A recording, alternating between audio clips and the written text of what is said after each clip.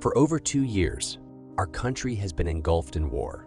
Explosions, fear, death, pain, and suffering have become a horrifying reality for Ukrainians.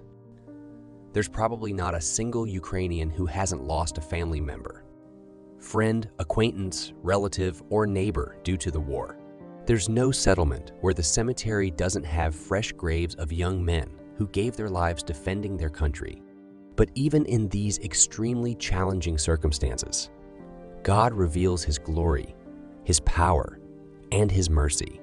Thanks to the support of the entire civilized world, Ukraine endures and overcomes hardships, hoping for a better future.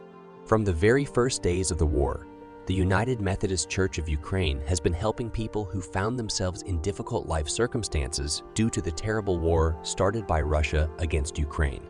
Methodist churches opened their doors to internally displaced persons fleeing the war. Most of our churches were used to shelter people. The church literally became a home and refuge for them. But even this was not enough.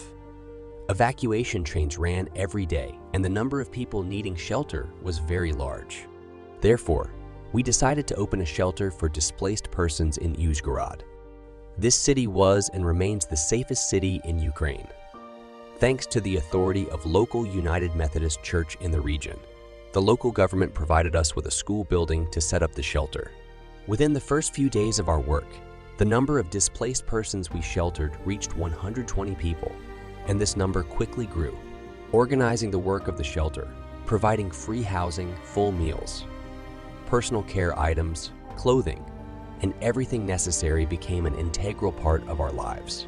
Some displaced persons later found permanent housing, and new people took their place, while some are still with us today. Within a month of the shelter's operation, we opened another one in a rented facility where we arranged everything to make it as home-like as possible. When the total number of people we sheltered over the entire period of our activity exceeded 1,500, we rented another floor, thus increasing the number of people we care for. People from all over Ukraine with different fates and circumstances gathered in our shelters. The oldest displaced person is 90 years old, and the youngest was born while staying with us. Among our displaced persons were triplets from Chernihiv, who were born on that terrible night when the war began. The war continues, and we thank everyone who supported us.